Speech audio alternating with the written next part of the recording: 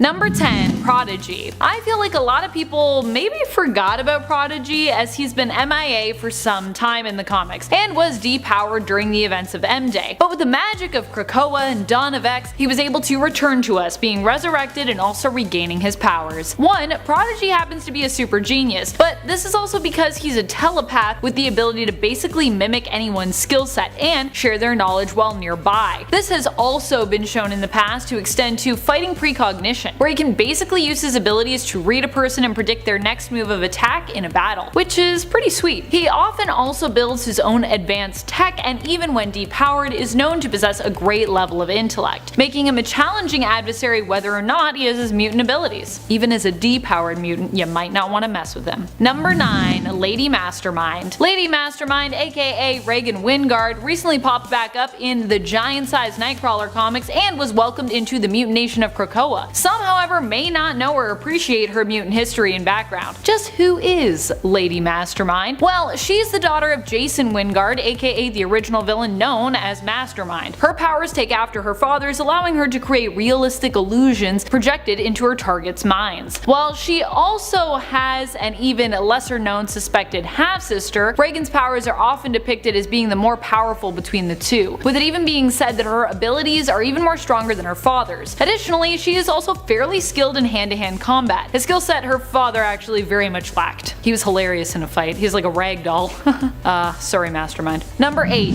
Gentle. Gentle is a mutant with the abilities of super strength. I know, very hilarious considering his name. He can grant himself immediate muscle mass that basically allows him to change size and increase his strength when needed. It is yet unknown just how strong Gentle can make himself, and he is also known for being someone who could potentially even take on the Hulk, although he is more of a pacifist, hence his name. Gentle's real name is Nezno Abidemi. I hope I'm saying that right. Nezno Abidemi. I'm sorry if I'm saying it wrong. It's a hard one to say. He was raised in Wakanda, but always felt like an outsider because his father was Russian. When his mutant abilities surfaced, it was actually Aurora Monroe Storm, who was queen at the time in Wakanda, who encouraged him to be sent to the Xavier Institute so he could learn how to better control his powers. His vibranium tattoos are also meant to help him to control those powers. Also, vibranium tattoos are super cool, but I think they're also super painful to get, so maybe don't get them. You can't, because it's not a real substance, but still. Number 7. Egg. Fabio Medina might not seem like a powerful mutant based on his ability, but since his rise to the supremely important mutant group known as the Five on Krakoa, he can be considered one of the most important and powerful mutants around. When he combines his powers with that of the Five, he has control over life and death. Originally, the bouncy gold balls that he shot forth from his chest were believed to be nothing special, but it was later revealed that these balls were actually infertile eggs, which could be used in the process of resurrecting new mutants. Number 6. Tempus. Eva Bell is another member of the Five. She has actually appeared in less issues than Egg, if you can believe it, despite the fact that she has a pretty neat power set, and it's been neat since the beginning, which allows her to time travel. Tempus, as she used to be known, was able to control the passage of time in a specific pocket of space. She could also slow time in a current space that she also inhabited, either slowing time around her or creating time bubbles to manipulate time in that bubble, where she could speed it up or slow it down. The only challenge for her has been losing control of her powers, which can cause them to behave unpredictably. Still, controlling time is a pretty impressive and powerful ability to have. Number 5. Empath. Manuel de la Rocha made his first appearance in the original New Mutant series, where he was part of Emma Frost's team known as the Hellions. He's recently reappeared in the newest Hellion series from 2020 and proves just how powerful, but also how sadistic he can be. Empath's power is, you guessed it, empathy, and he can use this power to not only sense others' emotions, but also to control them, in effect manipulating others into doing whatever he wishes them to do. His influence can be subtle, such that someone might not even realize they're being manipulated by him, or it can be more forceful, turning his victims into complete husks of their former selves and bending them fully to his will. Number 4.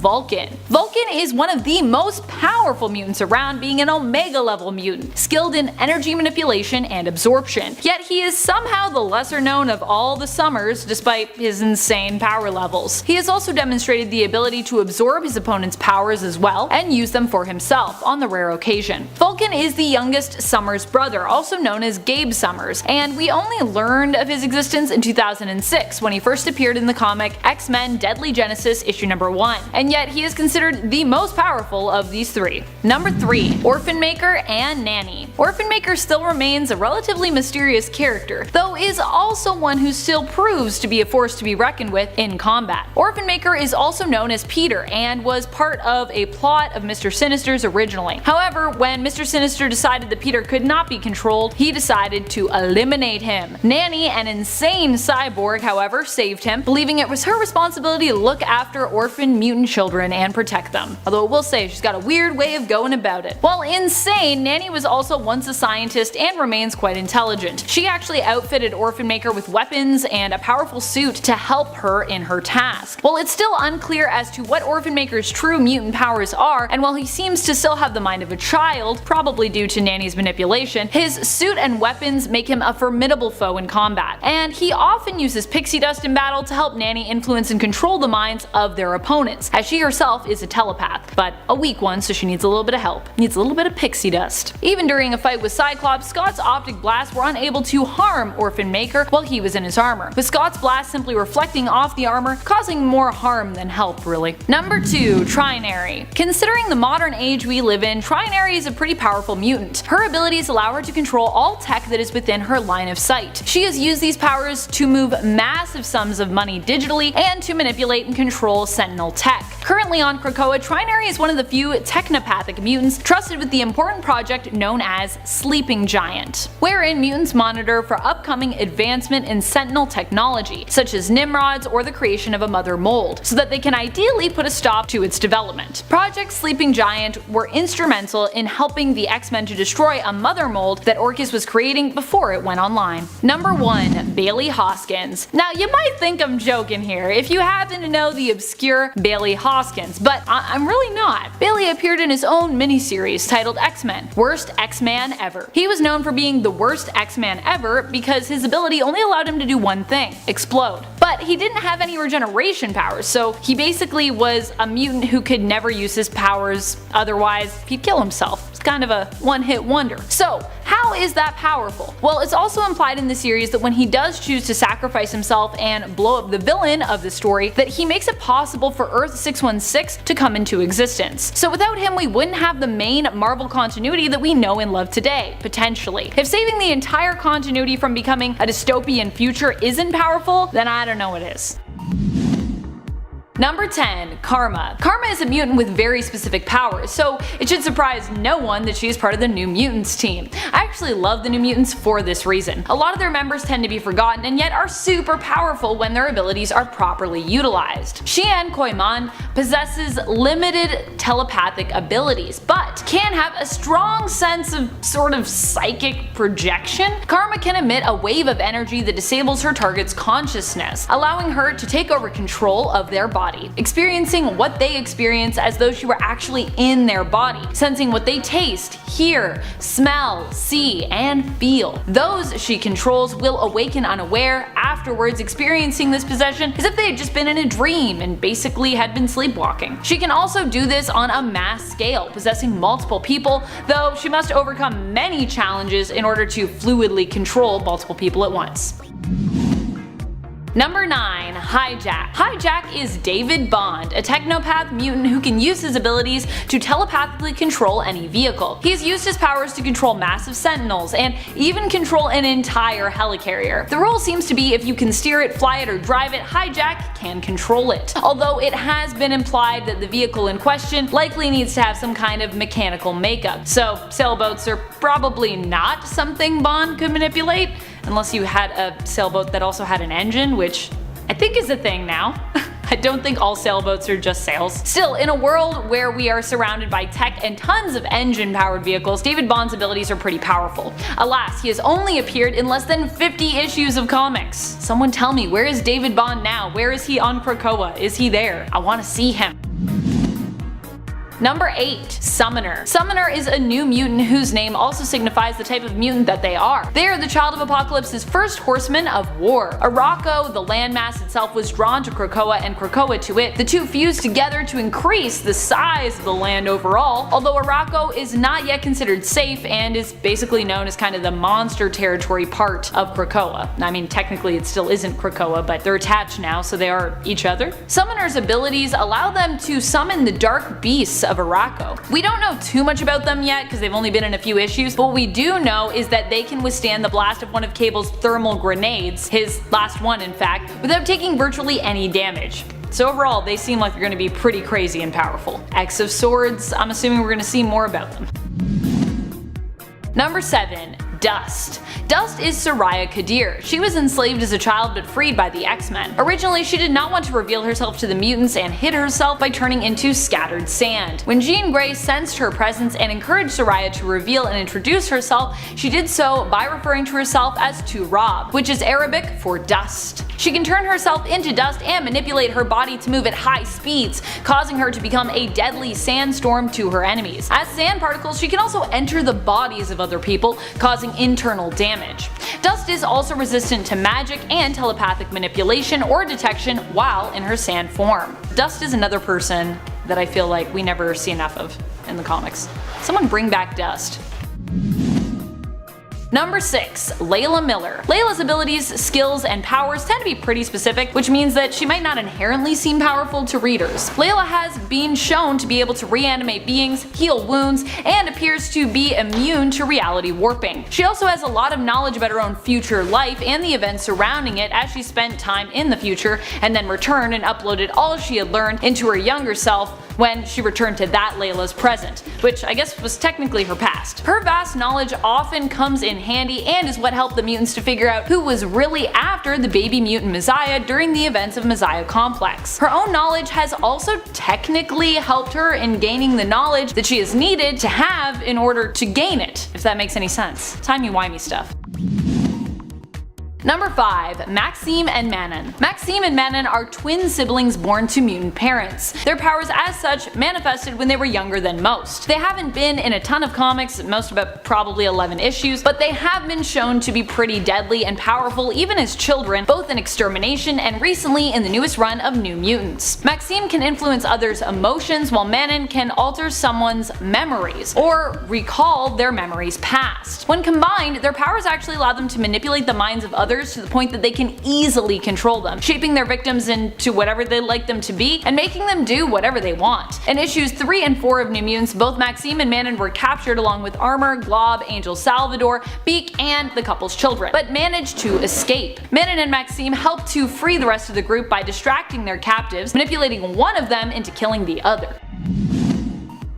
Number 4. Mirage. You might not recognize her mutant name, but if you've seen the New Mutants film, or you are familiar with the New Mutants at all, Mirage will be someone that you maybe know. Mirage is actually Daniel Moonstar. Standard X-Men fans may be less familiar with Danny, but she has also been one of the X-Men, and she is known for her affiliation with the New Mutants crew and all the female defenders who are also known as Valkyroar. Danny herself became a Valkyrie when the New Mutants were kidnapped by Amora the Enchantress and taken to Asgard, so she doesn't just have her mutant power of illusion creation and telepathy, which originally she could only use to recreate the fear of others, but she also has some of the powers granted to Valkyries. Oh, and she can make cool psionic arrows too.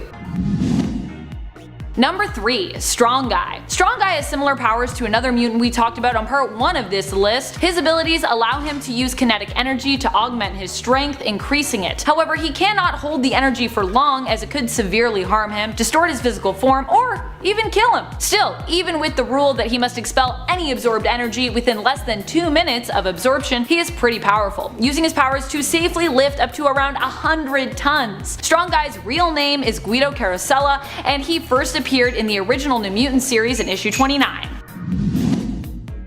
Number 2. A mutant with no name. In the alternate reality belonging to the Ultimate Universe of 1610, we got a story that introduced us to a mutant who had no name. This mutant's powers were so devastating that we were not permitted the time to get to know him. His powers had only just manifested, but they were so deadly that they caused the deaths of over 200 people in his hometown, including his parents and his girlfriend at high school, with the deaths being almost instantaneous. But there was no snapping involved. It wasn't a Thanos thing. No infinity gauntlets.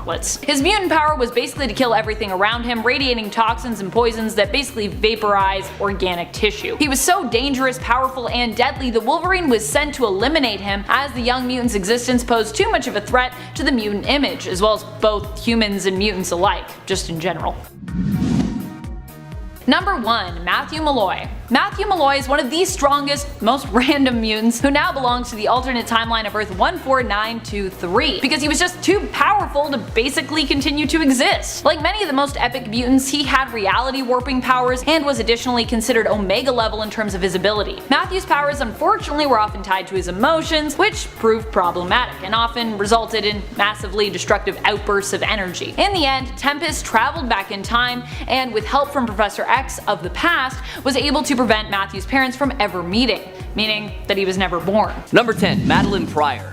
You might consider having Madeleine on this list today cheating, since she is a clone of Jean Grey, but I don't care, she deserves to be talked about. Originally the love interest and first wife of X-Men leader Cyclops, Madeleine was a frequent member of the X-Men supporting cast until a series of terrible events. You know, her husband leaving, losing her son, and finding out she's actually a clone, which led her down a path of villainy. It's discovered that when Phoenix took her own life, a fragment of the Phoenix Force entered the body of the clone, and that's what gave her life and sentience, which Sinister took as an opportunity to attract Scott so that the two could procreate and make one of the most powerful mutants out there. Since Madeleine was cloned from Jean Grey's DNA, she was essentially another version of Jean, and possessed Jean's telekinetic and telepathic abilities, although it's never stated if she was actually classified as an Omega level mutant as well. During the 2012 Avengers vs. X-Men storyline, Mr. Sinister had created a group of 6 Madeleine Pryor clones in order to take the Phoenix Force energies from the Phoenix 5, consisting of the Phoenix Force empowered Cyclops, Colossus, Emma Frost, Magik, and Namor. Unlike the original Madeleine, none of these 6 clones showed indication of having individual personalities or free will,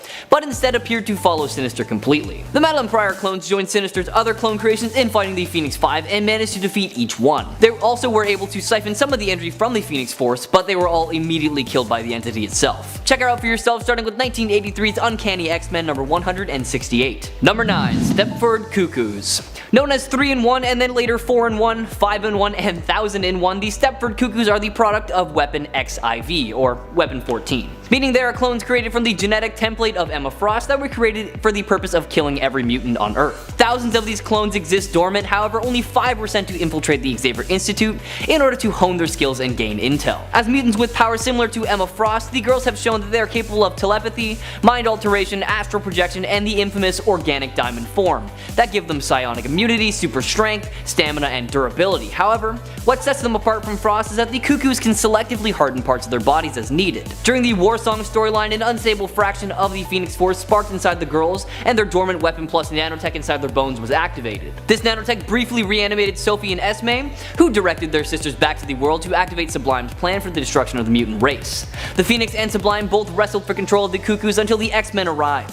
Phoebe and Mindy were captured and integrated into Sublime's machine, but the Phoenix was able to possess Celeste. When Celeste was finally merged into the machine, the Phoenix was divided between all the Cuckoos and trapped in their newly emerged second mutation, their organic diamond hearts. Eventually, Celeste was able to take full control of the Phoenix, destroyed her sisters, and trapped the Phoenix fragments inside the 3-in-1's flawless diamond hearts, rendering them all emotionless. Check out these sisters for yourself, starting with their first appearance in 2001's New X-Men number 118. Number 8. Emma Frost, Earth 92,124. Hailing from Earth 92,124, an alternate reality where Amazonia conquered the world very early on, making females the dominant sex across the globe, slowly eliminating the male gene altogether, comes Emma Frost, the hero known as White Phoenix in this reality. This Emma Frost is said to possess all the powers of Emma Frost and the Phoenix Force, which already makes you think she's incredibly strong, and you'd be exactly right. These powers include, but are definitely not limited to, telepathy, mind cloaking, astral projection, mental paralysis, telekinesis, and of course, the organic diamond form that protects her from psychic attacks and also grants her super strength,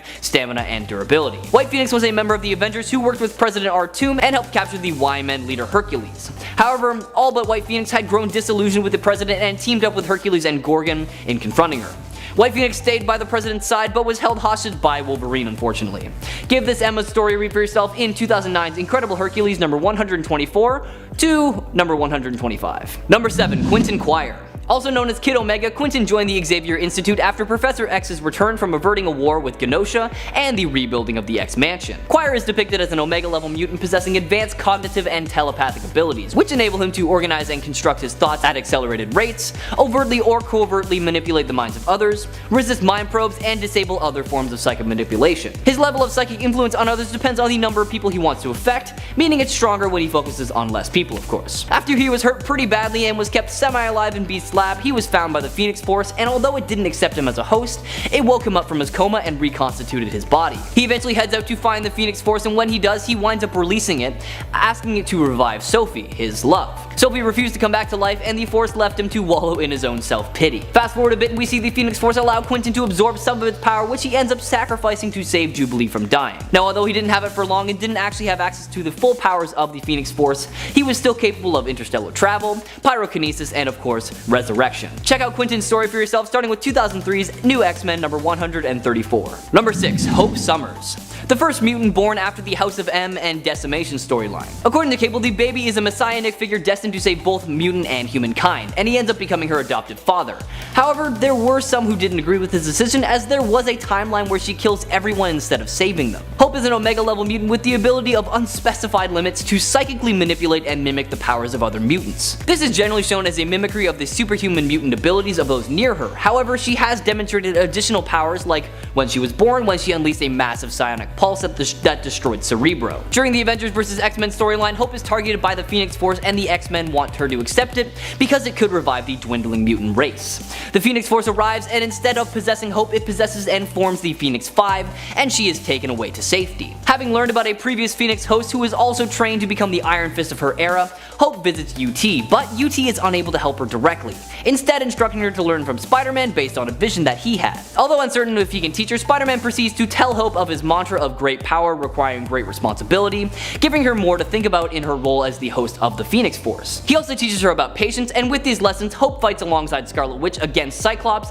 and she not only takes on the full power of the Phoenix and restores the mutant race, but she stops Cyclops in the process. With her destiny fulfilled, she is shown departing Utopia to find a new place for herself.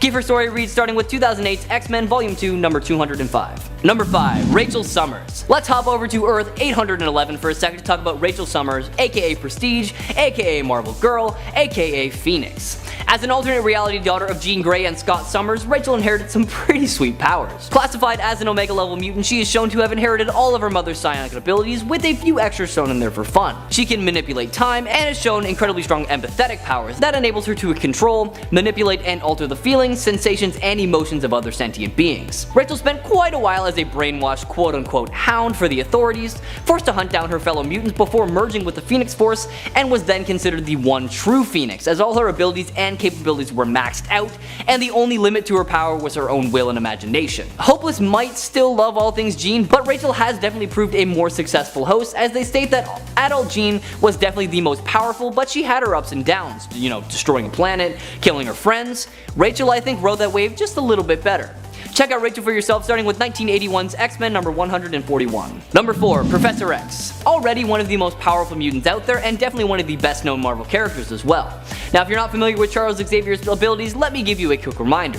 He is an alpha level mutant said to possess the most powerful brain in existence. Because of this, he is said to be the world's greatest telepath, possessing vast psionic powers. Now, funnily enough, in one often overlooked X-Men storyline, Charles Xavier briefly wielded some of the Phoenix's power and was known as the Bald Phoenix. He became a member of the Starjammers, a group of space pirates, and was seriously injured pretty early on, slipping into a coma. He was still able to communicate with them telepathically though, and he eventually merged with the consciousness of the team ship to further assist them. His body seemingly dies in the stasis capsule he was kept in, but his consciousness lived on. Fast forward a bit and it is revealed that Falcon is actually the Phoenix Force, which was residing within the body of Excalibur's Rachel Summers at the time. Rachel had the Force drained from her body by Deathbird, and it was placed in a canister that was later transferred over to Charles. Months after that battle, it's revealed that the Phoenix Force completely revives Charles and imbued him with limited Phoenix Force abilities. Now, although he didn't possess the full power, he was still a formidable foe, trust me. I mean, that coupled with his unparalleled telepathic powers would make him one of the most powerful powerful Phoenix hosts the Marvel Universe has ever seen. And considering the somewhat unnerving mental state he's had since founding the mutant nation Krakoa, Xavier could very well turn into Marvel's most dangerous Phoenix as well. Check out this lesser known storyline starting with 1990's X-Men Spotlight 1... Starjammers number 1. Number 3. Wolverine. Logan of Earth 14,412 mirrors his mainstream counterpart's history up to the point where King Loki completely wiped out the humankind to make his brother Thor suffer. Logan ended up dying but was chosen as the new host of the Phoenix Force, and he began traveling the universe, wiping out celestial bodies to aid the universe as it met its slow death. After encountering a future Loki, Logan was convinced to go back in time and prevent Loki from ever gathering the Infinity Stones, which he gladly did because it gave Logan the opportunity to see his long dead friends one last time. After Wolverine returns to the future, he comes in contact with an old friend, Thor, and then much to Thor's surprise, Logan attacks him pretty much on sight. The two battle it out before eventually putting aside their differences to team up and take down a much bigger threat, Doom. Old Man Phoenix and Thor then face off against Doom, who reduced Logan to nothing but a skeleton with the Spirit of Vengeance's Hellfire, but Logan resurrected and sacrificed himself to transfer the Phoenix Force into Mjolnir, which helped Thor defeat Doom once and for all. Give this Logan story a read for yourself, starting with his first appearance in 2017's Marvel Legacy, number 1. Number 2. The Phoenix 5. During 2012's Avengers vs. X-Men storyline, the Phoenix Force is heading towards Earth, and the Avengers, obviously fearing the almighty entity, made Iron Man and Giant Man prepare a disruptor weapon to kill the Phoenix Force. Although instead of killing it, the blast alters the entity and divides it into 5 fragments, which forcefully bonds with 5 X-Men: Namor, Magic, Colossus, Emma Frost, and Cyclops. While the heroes tried to use this awesome power very gallantly and responsibly, they ended up leaving quite a bit of damage in their wake. Hopeless stated that they tried to do good things, and they ended up losing their minds, causing massive world problems and killing Charles Xavier in the process. Also, adding the fact that it seems the more good you try to achieve with this power, the more likely your efforts will backfire. Namor is the first to lose the fragment after being defeated by the Avengers, with Magic and Colossus pretty close behind after they were tricked into defeating each other. Emma Frost's half of the Phoenix Force was later stolen by Cyclops to increase his power during the final battle with the Avengers and X-Men, and while Cyclops, yeah, he's a bit of a special case, so let's just focus on him for a bit. He was the last one to fall under the corrupted influence of the Phoenix Force and becomes Dark Phoenix after hosting all 5 fragments. But Jean Grey's essence convinces him to let the Phoenix leave his body as he is attacked by Hope Summers and the Scarlet Witch. He gets the Phoenix Force once again in order to decimate the Children of Tomorrow during the insertion between Earth 616 and Earth 1610, retaining the Phoenix even after the remaining universes crashed together, but eventually lost it one last time when he was killed by Dr. Doom. There's a little bit more to the story, but I will let you check it out for yourself, starting with the first appearance of the Phoenix 5 in 2012's Avengers vs. X-Men, number 5. And finally, number 1, Jean Grey, the most powerful and complete Phoenix Force and host combination around. While not acting as the avatar of the Phoenix Force, Jean is already a force to be reckoned with, as she is an Omega level mutant and one of the most powerful telepaths, telekinetics, and psions out there. Her abilities were suppressed at a young age by Charles Xavier after she connected with her dying friend, Annie Richardson. Jean's telepathy was activated when she was transported into the future where Xavier was dead. As stated by Death, Jean is the favored and true avatar of the Phoenix Force. As its avatar, she can greatly increase her powers by tapping into the life energies of those who haven't been born yet. The Phoenix Force also allows its avatars to manifest additional powers, especially in terms of Jean as its quote-unquote host, house, and self. These powers include interstellar travel, cosmic pyrokinesis, immortality, and existence mastery, which means she is able to control the entirety of existence. Now, as I said before, Jean is the strongest and most complete host of the Phoenix Force, and as such, she is even capable of forcibly ripping it out of another host and forcing its status upon herself. There was even a period of time that the two completely merged together and became the White Phoenix of the Crown, allowing her to access the full capabilities of the Almighty Phoenix. Check out Jean and her story for yourself, starting with her first appearance in 1963's X-Men, number 1. Number 10, Dust. To me, Dust is almost the physical embodiment of the Thanos snap, you know? Anyway, Sora Khadir, aka Dust, is a mutant whose abilities allow her to transform her body into, well, dust. She was born in Afghanistan and was sold into slavery. She displayed her powers when a slave trader tried to remove her kneecap, and she flayed him alive. Yes, she flayed him alive. Once the X-Men got knowledge of Soraya and her abilities, they went looking for her and brought her back to the Academy. Since Dust is a sand morph, she is able to reform her body into a humanoid or some sort of sand form. In this form, she's most resistant to injury and she's difficult to detect telepathically. In this sandstorm form, she's able to hurt her enemies by scouring the flesh from their bones, as well as being able to enter their lungs, hurting their opponents from the inside. Number 9, Kitty Pryde. Kitty Pryde's powers are some of the most useful ones around. She can phase through almost anything and as such can travel into some of the most secure locations in the world without any trouble. Not only that, but she can use her phasing abilities in a fight to become completely untouchable, phasing through her opponents or even making her opponents phase momentarily only to become solid once again with something now lodged inside them. Kitty also received a power upgrade from an artifact known as the Black Vortex, which granted her more control over her powers while also increasing their strength to an extent. Number 8. Magic. Illyana Rasputin, aka Magic, is the younger sister of Colossus, and she's got a pretty long list of abilities. She's able to teleport, she can levitate, she has the power of necromancy, she can absorb souls, she's a master swordsman, she possesses a soul sword, and she can astral project. She's got a large skill set, as you can tell. Illyana was trapped in Limbo after being kidnapped by Velasco. During her time in Limbo, this dimension's version of Storm taught Illyana how to use spells and magic, and the cat is the one who taught her how to be a master swordsman that she is today. She also learned dark magic from Chthon, and he's like one of the most powerful demons in the Marvel Universe, so you know she got a good education from him. In a way. At one point, Illyana was even able to extract a piece of her soul to create the Soul Sword, and she used this to take over Limbo. She then returned to Earth and later learned that she was able to cover her body in Eldritch armor when she summons the Soul Sword. So not only is she a powerful sorcerer, but she also has magical armor to boot. Number 7. Celine. Celine is known for being a powerful energy vampire and is something we don't really talk often enough about on this channel. She was originally known in the comics for being the Black Queen of the Hellfire Club and is an ancient immortal. So how does she stay looking so young? By feeding on the psychic energy of others. But Celine isn't just a vampire, she is also known for her telepathic and telekinetic skills. She has also been shown to demonstrate other powers over the years like pyrokinesis and has dabbled in magic as well. Not only that, but the energy she consumes can also be used to reinforce her physical strength and speed. Number 6. Hope Summers. Basically, Hope Summers is Mutant Jesus. Hope was the first mutant born after the Decimation, the event where Scarlet Witch wiped out all but 198 mutants. When Hope was born, there was a hunt for her. Some believed that she was the mutant messiah, and others believed that she was some sort of antichrist.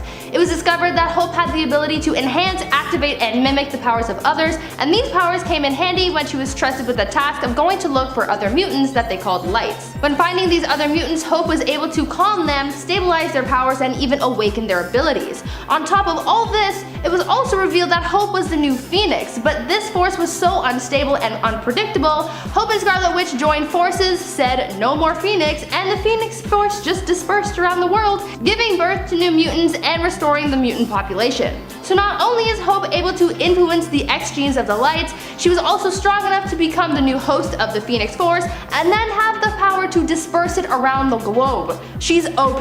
That's just my take on it. She's OP. Number 5. Emma Frost. On the flip side of the coin from Celine, who we talked about earlier, we have Emma Frost, the White Queen. Emma is also known for being a very powerful telepath, and while she might not be as versatile as Celine, she doesn't need to feed on psychic energy like Celine does. Emma Frost is often referred to as the White Queen from her time as being a part of the Hellfire Club as well. She was the White Queen. See what I'm saying? Emma started out originally as a villain in the comics but didn't stay one for long, eventually reforming and even joining the X-Men team. She is an adept teacher and leader in addition to her powers. She's not only an immensely skilled telepath, but also possesses her diamond form, which makes her almost indestructible in battle. Almost. Number 4. Rogue. Rogue is the adopted daughter of Mystique, so you already know that if Mystique likes her, there's gotta be something special about her. We covered this in our last collab together, but Mystique isn't really the best mom, so for her to willingly take on the responsibility of being a mom, it's gotta be for a good reason. She's given away too many kids already. Rogue is another super powerful mutant. She has the ability to absorb the life forces, abilities, personality, and other physical characteristics of others through touch.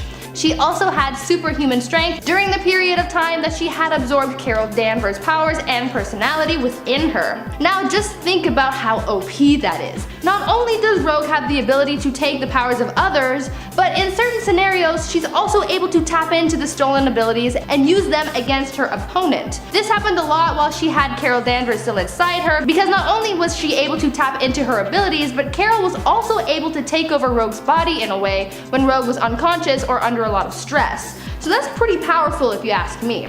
Also, a little side fact for you. Mystique would have actually been Rogue's biological mom if the character's creator Chris Claremont hadn't left Marvel in 1991. So there you go. Number 3, Storm. Storm is referred to as a goddess for a good reason. She is a mighty hero who wields influential power over the elements. While this doesn't seem to be a power that Thor often reaches for in the comics, despite also possessing that, Storm does not shy away from using her mutant gifts against her enemy. When fighting Storm, you'll want to watch out, as it is easy for her to call down a bolt of lightning to strike you at any point. As a child, she also possessed a fear of small spaces, known as claustrophobia. In the past, when this fear has been evoked, like when Doom encased her in a form-fitting metal shell, Storm has also been shown to tap into the full potential of her powers, creating storms massive enough to envelop the whole planet. Number 2, Rachel Summers. One of the most powerful and often underrated mutants of all is Rachel Summers. Rachel is the daughter of Scott Summers and Jean Grey from an alternate timeline. She was born with a small part of the Phoenix within her. Instead of her mother perishing after the X-Men's clash with the Shi'ar, Jean lived and married Scott. Together they had Rachel, and because this version of Jean was still bonded with the Phoenix Force at the time, a part of the cosmic entity lives on in Rachel. Aside from her connection to the Phoenix Force, which grants her awesome powers, enhancing both her telekinetic and telepathic powers as well, Rachel also possesses the ability of time manipulation. Her time manipulation powers are complex and can be useful in a variety of ways, such as when we see her use them in 2020's X Factor in issue 1, to chrono-skip through the time of an object belonging to North Star's sister, Aurora, in order to track her down and investigate her death. Number 1, Jean Grey. Jean Grey is probably one of the most, or even the most powerful mutants, simply because of her ability to control the Phoenix Force. Going from being X-Men's weakest member to being its strongest, Marvel Girl died, and like a phoenix was reborn as well, Phoenix. In the Uncanny X-Men issues 101 to 108, also known as the Phoenix Saga, we watched as Jean became the powerful mutant Phoenix, and then in Uncanny X-Men 129 to 138, we saw her evolve into Dark Phoenix. The Phoenix Force is the sum of all life in the universe, and it takes hosts through time, so this thing is already pretty damn powerful. But things get cranked up a few notches when Phoenix is corrupted by evil, taking on the new Dark Phoenix persona. In this state, she consumes a star and 5 billion people on a nearby planet. Now if that doesn't scream all-powerful being, then I don't know, man. Ultimately, Jean's personality, buried way down there, manages to take control, and the Phoenix ends up dying by suicide. Again, even when she's not technically the all-powerful Phoenix, Jean's personality was strong enough to sort of take down the Phoenix from the inside.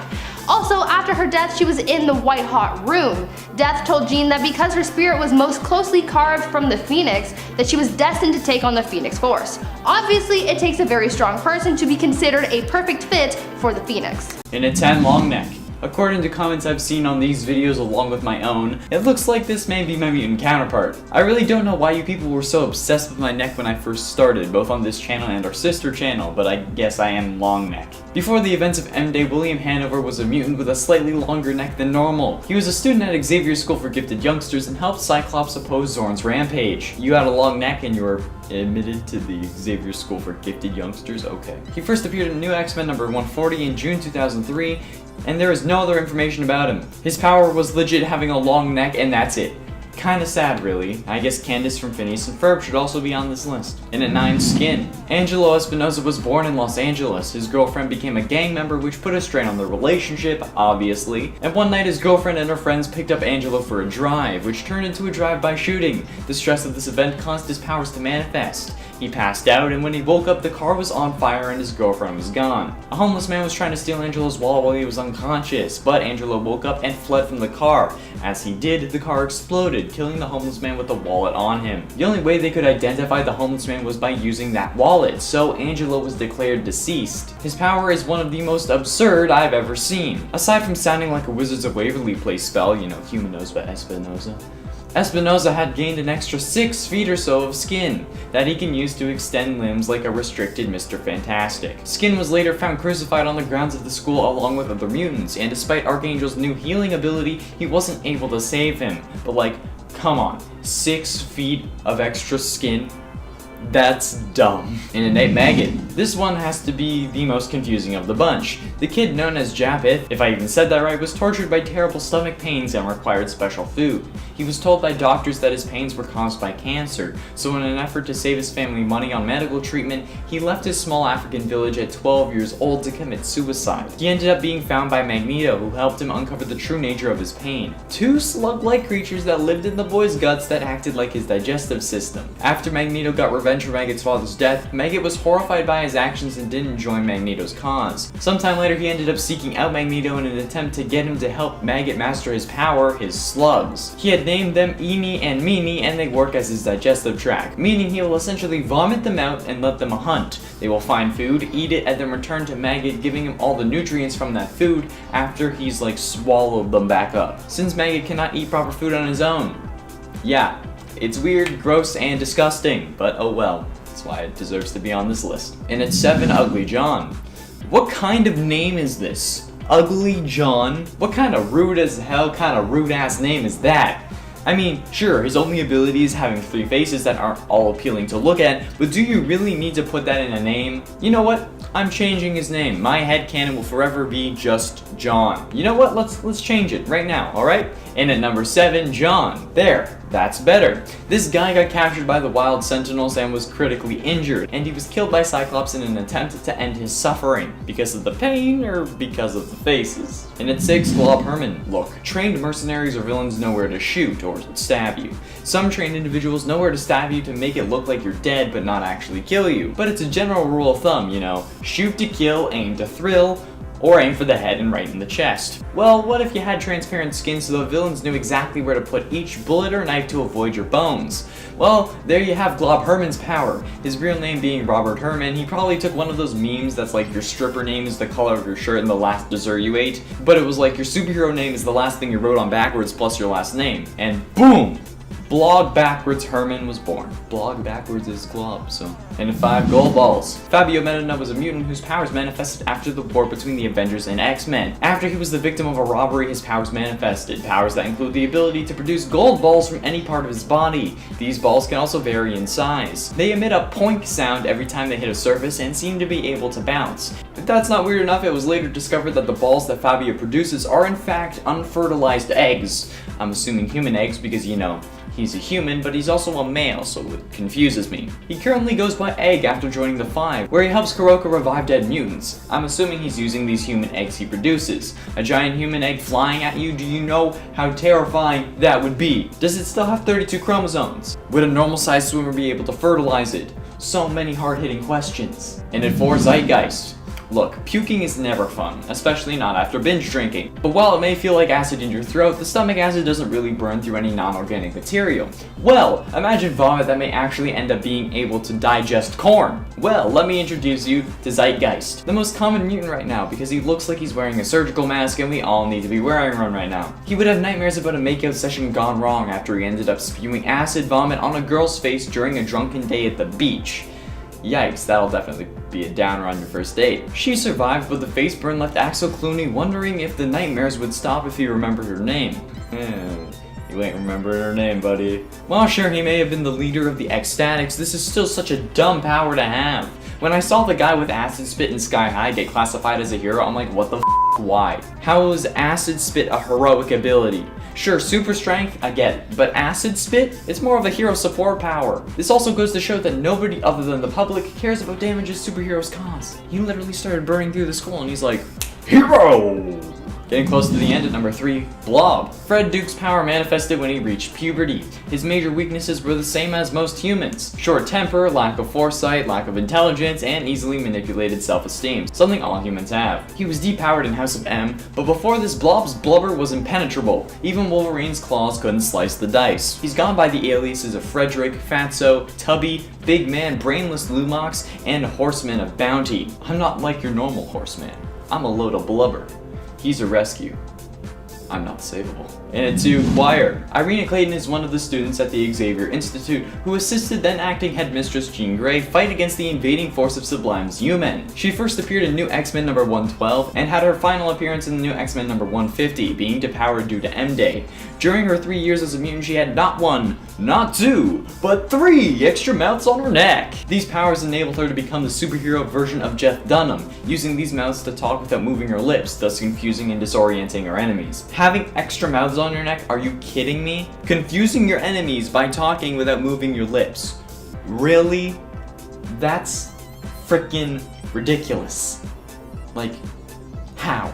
Finally, in at number 1, Jazz. There's little to say about Jazz's mutant ability. His superpower, thanks to his mutation, is that he is blue. Yep. John Xander's dream was to be a rapper, but he wasn't very good. While in Mutant Town, he was a drug owner for one of the local crime lords who was selling toad juice, a drug made from the secretions of a mutant called Toad Boy. Even Toad Boy is more useful than Jazz. His only ability other than being blue is his ability to rap at a mediocre level. Same. This guy is nothing special, but what makes me mad about all of this is, and it should make you mad too, is the fact that he kept his powers after M-Day. Yeah, the mutant tag who can decide elections one handshake loses his powers because he isn't useful enough, but the blue-skinned Eminem ripoff is able to keep his powers? No, not even powers, blue skin. He's probably as mad as I am about it, and you should be mad about it too. If he knows about it, that is. Number 10, Sonic Flight.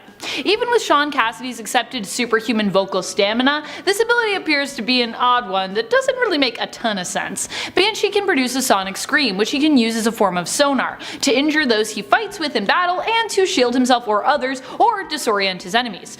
Sure, that makes sense, but he also uses his sonic scream to fly, which would make sense if he were just using the ability to say, fly up to the second story of a building. But he has used this ability to fly longer distances as well, like over the ocean and stuff. However, in order to remain altitude and stay in the air, he has to keep screaming. So wait, how does he breathe?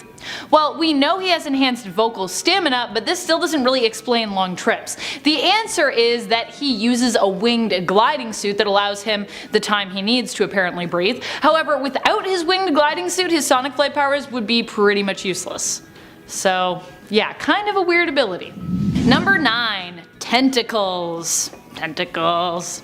Not to say that tentacles are inherently bad, by the way, they aren't, but what they are is kinda random, especially in this case. The tentacles I wanted to talk about here were Callisto's random tentacles. Callisto never really had tentacles until the early 2000s, but where did they come from? After all, she was introduced in the 1980s without them, and they just kinda seemed to appear one day. Mask was to blame for this alteration to Callisto's look, though she still had her famous eye patch at the time. She's never lost that, by the way. Mask gave Callisto tentacles to torment her. After he was defeated once more, she decided to actually keep them instead of be changed back. Not because they were useful, but because she refused to bargain with Mask anymore, so she just decided to accept them. She was like, I'm cool with these tentacles. The super weird thing is, although they were not a mutation of her own, they still disappeared along with her powers during the events of M-Day. Huh? Number 8, Superpower Manipulation. This is one that people can't seem to wrap their heads around because, well, it's just too overpowered, and why Hope Summers isn't utilized in the comics as often as someone of her power level could be, or maybe should be depending on your opinion. Superpower Manipulation is a weird one because it basically isn't a power that has any inherent weaknesses attached to it. You can do whatever you need to with that power. The possibilities are pretty much endless. In giving Hope this power, they created something virtually undefeatable, but when we read comics, the struggle is what we usually most enjoy exploring and reading about. So from a writer and storyteller context, this makes Hope's power a hard one to feature and use in comics, which is why you might notice stories that involve her don't usually focus on her insane power set. Number 7, Unlimited Magics. I feel like people often forget that Illyana Rasputin's real mutant power is teleportation. She's a teleporter. And yet we all get more wrapped up in her magical abilities, her soul sword. Magic actually only has such powerful magical abilities because she was kidnapped by Belasco when she was very little, which is pretty weird. Just because she was tied to Limbo through her teleportation powers, where Limbo is basically a stepping stone for her while teleporting, she now just has unlimited magical power? Huh? Also, that whole story of Belasco kidnapping young Illyana, basically torturing her, and yet admiring and cherishing her as his protege all at the same time is just pretty odd and nonsensical to begin with. Number 6. Flaming Prehensile Tongue. Toad has all sorts of odd abilities, but one of the most bizarre and odd by far is his prehensile tongue. Now, I know what you might be thinking, but Amanda, he's Toad. Sticky prehensile tongue should make sense for any amphibian-based mutants. But what about when we decide to make it flaming? Yeah, I know, right? That's weird. That was an update that Toad's tongue saw in the comics. Why? I guess because it looks cool. But his tongue was already not a super useful power to have, and adding flames, it doesn't really make it any more useful. Does make it look cooler though, I guess. Do you know what happens to a toad when it's struck by lightning? The same thing happens to everything else. Number 5. Eggs. There's a few occurrences of this with mutants. Angel Salvador has this ability due to her insect physiology. It doesn't really do much as a power for her, it's just part of the way that she reproduces. Though it is pretty creepy and a little gross. But then again, so is most stuff involving the creation of new life, am I right? One of the other now remarkably famous mutants who have had this weird ability? Gold Balls, who now actually goes by the name Egg. He actually changed his code name due to the revelation regarding his powers. Originally, we just thought Gold Balls emitted gold bouncy balls out of his body, which seemed pretty odd and well, kinda useless. But then we realized in the events of Dawn of X that these gold balls were actually infertile eggs, which is also kinda useless. Unless, that is, you have the other 4 insanely powerful members of the mutant group known as the Five around you. When matched up with Elixir, Tempest, Hope Summers, and Proteus, Egg's abilities revealed themselves as being mighty useful, as together the 5 can combine their power sets in order to resurrect any of their fallen comrades. Still weird, but also kinda now amazing? Number 4. Aviation. The power of aviation through non-telekinetic means, that is. Most mutants that can naturally fly usually have this power as a result of a physical mutation. Some are simply granted wings, like Angel or Pixie, who otherwise find themselves looking like a standard human exteriorly, but some find themselves with a full-on bird-like mutation, like Beak. Beak's aviation mutation, depending on the artist, can leave him looking pretty all-out freaky.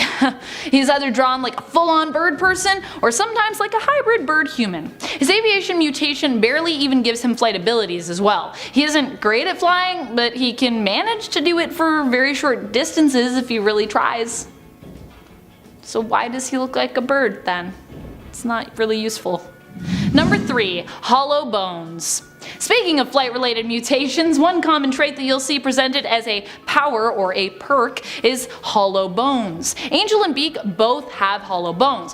What it's supposed to help with in regards to those mutants is help them accomplish the ability to fly. And I mean, usually it does by making them significantly lighter, but also hollow bones sound like something terrible to have in the midst of a battle. Somehow Angel has been presented as being very durable, despite the fact that his hollow bones have to exist in order for his flight powers to work and make sense. But if his bones are hollow, then shouldn't punches from foes with super strength cripple the poor original X-Men team member? Like what? My only regret is that I have bonitis. Number 2. Become Ice Cream. So far we've only seen this very specific mutant power once, and only in one single issue, and not even an issue of X-Men either, but instead Obnoxio, the Clown's own series. One issue series. The mutant who possessed this ability? Ice Cream. Yeah, I'm not kidding. I know, a very original name. Ice Cream. Ice Cream used his abilities to infiltrate the X-Mansion, planning to put an end to the super team because their abilities made him feel ridiculous by comparison. I mean, I don't blame him. How he expected to accomplish this, however, with his power set being so useless, well, I have no idea. Number 1. Love Eyes.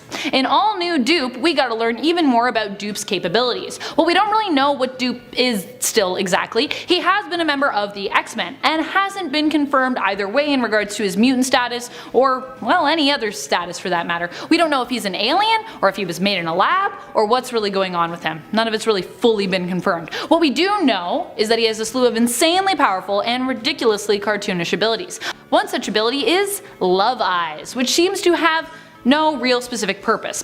Kitty Pryde suspected that he was using his love eyes to try and enchant her, casting a love spell on her, but Dupe claimed that they're just how he shows affection.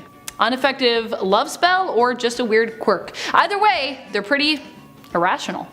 Number 10. Tag. We all know of the game tag. You know, tag, you're it, and then everyone just runs away. Well, my friends, welcome to Brian Cruz's life. He has the ability that allows him to make people either run away or towards a specific person or object whenever he touches them. In the comics, whenever he would use his power, he would often yell out, "Tag, you're it!" I know, it's a little on the nose, but hey, I mean, the guy seems just to embrace it, and you know, you can't judge him for that. Number 9, Bailey Hoskins. Oh, Bailey. Poor Bailey. You see, Bailey is a mutant that joined the X-Men. Bailey has the ability to detonate his entire body like a bomb, which, I mean, would really come in handy in a fight against other superpowered individuals. Now you're probably saying, David, if he's so powerful, why is he not a higher classification? Well, because he can only use his powers once. Yep, just once. See, he found out he happened to have this ability because of the X-Men. Technically, he could have gone through his whole life without knowing, and you would have never been able to tell he was a mutant, but he is, and he just can't use it or he'll die. So if one day he decides to use his powers, they would actually be really effective, and knowing that he could use it at any moment could be terrifying to an enemy. It's just the one-off that limits him so very much. Number 8. Layla Miller. Layla Miller is a mutant with power to bring back people from the dead. Now hold on, it's not exactly what you think. Firstly, it has to be within minutes of someone dying. Secondly, if she does bring someone back, they don't have their memories or their souls. So there's kind of like a mindless being in a way, which hey, I mean could be useful sometimes, but I feel like it would be helpful if you were more of a villain. You know, you could make an army of them, make them go after people, but unfortunately Layla isn't. Number 7, Cypher. Douglas Ramsey, aka Cypher, is a mutant with the ability to understand all languages, even ones from other planets. He can automatically pick up and understand it, even if it's the very first time he's ever even heard it. Now, that is a very useful ability to have. It would really come in handy, but it's not like, you know, it would necessarily help him in a physical battle. And you can also kind of see that he could have gone through his whole life not even knowing he was a mutant, although he did know, and his power did come in handy a few times in the comics. Number 6, Callisto. Callisto is a mutant with very enhanced senses. So her sense of smell, touch, taste, hearing, balance, and sight are all enhanced, you know, well beyond that of an average human. And honestly, it's a really cool kind of power to have, but at the same time it doesn't help a lot in a fight against, you know, some of the higher class mutants. But she's also a very skilled fighter, so that along with her abilities would make her a formidable foe against most people. Number 5, Wallflower. Laurie Collins, also known as Wallflower, is a mutant who gives very strong airborne-based pheromones, which can alter the mood of people around her. Originally, she couldn't really control this ability, but as time passed, she learned how to control it. Although it can be difficult for her to use it if she's not in the right state of mind. Number 4, Loa. Loa is a teenager who grew up in Hawaii and has the ability to pass through any solid object, but as soon as she does, the object gets destroyed. So she's kind of like Kitty Pryde in a way, except she has consequences every time she does. She also has markings all over her bodies because of her powers, but not to the point where if you saw her you would immediately think like, oh nope, she's a mutant, she has powers. Her powers can also really come in handy, but at the same time she really needs to be careful using it. The first time she did, she ended up killing a shark. So her powers can be lethal, but it would be hard to run at someone in a fight, just running at them and they would just jump out of the way. Number 3, Forge. Now Forge is a really interesting one. His mutant power is being able to invent and build mechanical devices. Now on the surface it would seem like that's just a skill that he picked up, but no, it's his power. See, it's not like someone being able to just go up and build something with, you know, relative ease. Forge has mentioned that he can see mechanical energy. So he's able to just go up, build, design, conceive, operate technology and weapons that, you know, would otherwise take someone years and years of research to accomplish. Whereas Forge can do that in a matter of minutes. Number 2, Domino. Domino has the power of being very, very lucky. Now, she is aware of it, but you can see how someone might not have been. Some people would just assume that they just were, you know, really lucky. Like getting a job even though, you know, you didn't have the right qualifications, passing a test without studying, winning the lottery, etc. Like all that stuff. But since Domino is aware of it, she uses it to her advantage. Now, it's not like bad things can't happen to her, but depending on the scenario, it can usually go her way, and since she's aware of it, she's gotten a lot better at controlling that ability. Number 1, Ice Cream. Oh man, okay, I had no idea this guy even existed before today. Ice Cream is a mutant who has the ability to turn into any type of ice cream. And no, I'm not joking. He debuted in 1983 and has never been seen again. I'm so sorry guys, but come on. He has to be number one. I mean, the guy's power is being able to turn into any ice cream flavor imaginable. Like, how ridiculously weird and amazing is that? In his first and only appearance, Ice Cream witnessed the X-Men in action while watching them on TV. He became jealous of them because he thought their powers were a lot cooler and then they made his look stupid. So he decided they needed to be eliminated. So he breaks into the X-Mansion hoping no one would notice a random pile of ice cream lurking around the house. Now, the day he broke in happened to be Kitty Pryde's birthday. Xavier hired a clown for the occasion, and when Ice Cream saw the clown interacting with the X-Men in the danger room, he decided that he wanted to eliminate him as well. But you know, it didn't work out. They trapped him in the danger room and lowered the temperature so that he turned into a frozen block of ice cream. Then they decorated him like a sundae. Like, no joke, they actually did that. You know, and then he was never seen again. I honestly really want to know what happened to him. Number 10, Brew. Brew is a unique mutant because of his alien heritage. He is part brood, part mutant. Brew was born with a mutation that allows him to feel compassion. So you might think that being born with compassion should not be considered a mutation or a superpower, but for the Brood race, it is. They do not normally feel such things, making them a devastatingly dangerous race when it comes to warfare. Being born with such abnormalities often results in the death of the mutated newborn, but because the population of the Brood was so low at the time, the Brood Queen actually allowed Brood to live, though he was abandoned, sadly. While his mutant ability might not seem strong in the conventional way, it makes him remarkably unique. Add in his genius intellect and you have both a fascinating and powerful mutant. Number 9, Aaliyah Bishop. Aaliyah is the daughter of Mutant Bishop from the alternate reality of Earth 41001. In that reality, Bishop and the Shi'ar Deathbird fell in love and had a child together, and this child was Aaliyah. We first meet Aaliyah in the comics traveling around space on the Starjammer spaceship.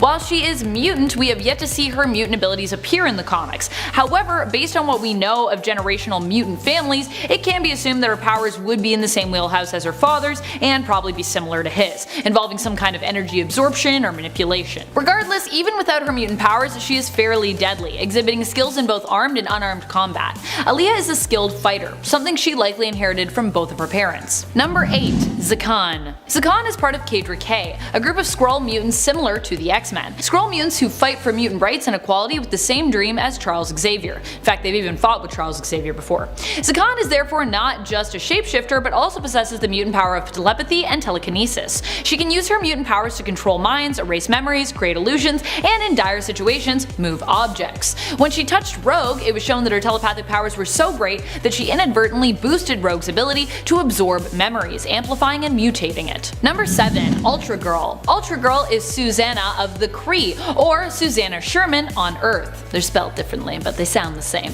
Much of her past remains a mystery. She is adopted and was raised on Earth, though the Kree kept an eye on her, as she was prophesied to bring great glory to the Kree Empire by defeating some of their greatest enemies. At least some of the greatest enemies of the pink-skinned Kree. In her own self-titled miniseries, Ultra Girl discovered that she was a mutant when a Sentinel attacked her, although at the time her powers had not yet manifested. Of her superpowers, we know that she possesses super strength, super speed, enhanced durability and agility. She also possesses a fairly strong healing factor, and like most part Kree superheroes, she can fly. Although oddly enough, flight is not a part of the inherent Kree physiology. So why so many half Kree can fly? I don't know. Number 6, Abigail Brand. We don't know where her father was from or who her mother is, but what we do know is that Abigail Brand is half alien, half human, and a mutant to boot, which she gets from her mother's side. She is known for being the tough, no-nonsense head of SWORD, an area of S.H.I.E.L.D. that is known for focusing on guarding the Earth against extraterrestrial threats. Her mutant power grants her the ability of pyrokinesis. She can heat up her hands and make contact with beings or materials, burning them or even burning through them. She can also control the level of heat that she emits. Her alien alien heritage also gives her a tongue that allows her to be able to speak alien languages that humans cannot. Number 5. Adam X. Adam X originally worked for Martin Strong, who gave him his name, as a hound rounding up mutants. A bloodhound. He is from Shi'ar but lost his memories about his past at some point during his time on Earth. In working for Strong, he found himself in conflict with the X-Force, who eventually convinced him to join them in taking Strong down and using his powers to defend mutants as opposed to track and catch them. Adam X's mutant powers allow him to electrically charge blood, causing his enemies to fry from the inside out. Ugh. He also has enhanced physiology due to him being a member of the Shi'ar race. Number 4. Lifeguard. Heather Cameron is half Shi'ar, half human, and all mutant. She first appeared in Extreme X-Men Volume 1, which is also the series wherein she learned of her Shi'ar heritage. Heather is originally from Australia, where she worked as a lifeguard. Her mutant powers grant her a sort of spidey sense and the powers needed to do something about that danger sense. When her life or another's is in danger, she senses it and is granted the powers needed to save that life. These powers also come with the knowledge of how to use them, so although she might not have experience with that power set, this will not hinder Lifeguard. Her codename is obviously both a nod to her profession and her power set. Her brother Davis, aka Slipstream, is also a mutant, but he was depowered following M-Day, whereas Heather was not. Still, we don't really know what she's up to now. Where did she go? Will she appear in Dawn of X? Number 3. Dupe. One of the most ridiculous and mysterious mutants, Dupe's origins are shrouded in mystery. It has been suggested that he was artificially created in a lab, or that he has either magical or cosmic origins, hailing from an alien planet or perhaps another dimension entirely. For our purpose, we are going to run with the mysterious alien heritage angle, which is plausible considering he is only able to speak in his own alien tongue. Despite not knowing what potential alien race he could belong to, we do know a lot about his power set. Dupe has the powers of resurrection, flight, has a genius intellect, can alter his size, and is capable of emitting psionic blasts. He has also shown that he is capable of using magic and breaking the fourth wall. In fact, his seeming awareness that he exists in comics allows him to also be a powerful teleporter. He can travel through space and time by moving between the margins within comics. I know, it's cool. It's a cool ability. Number 2. Sponge. Sponge is another member of the Quadra-K, the Skrull mutant version of the X-Men. His powers allow him to absorb energy. He can then rechannel said energy through his body, using it to make him durable or blasting it back at his targets with concussive force. Beyond that, his powers also seem to let him absorb skills and talents as well when connected to other Skrull mutants via the member of the Quadra-K Neuro, who can tap into and link the nervous systems of his teammates through touch. So we really are talking about all kinds of crazy types of energy absorption when we're talking about Sponge. Like, it's cool if you're not a pilot and you can be like, now I know how to pilot a ship. I don't know why I did a weird voice for that. That's probably not what Sponge sounds like. But maybe it is, who knows. Number 1. Gaia. First appearing in Generation X Volume 1 Issue 37, she was found in an alternate reality in the Citadel of the Universal Amalgamator at the end of time, which was created with the intent of smooshing together all sentient beings' consciousness. Gaia was both its guardian and its prisoner, the key to activating the Amalgamator and the protector of it, defending it against it being used by evil beings. Gaia was saved by Sync and Penance and traveled through a secret warp chamber hidden in the Citadel, which coincidentally led back to their own reality. We do not know of her origins, if she was fully human or from another planet, but her galaxy was apparently destroyed as the result of her refusing to activate the Amalgamator. So sounds like she's probably alien. Gaia's powers allow her to warp reality using extra dimensional matter and energy, making her immortal, super durable, super strong, and giving her telepathic and telekinetic abilities. She spent some time as a student at Xavier's School for Gifted Youngsters, but eventually left to explore and experience Earth.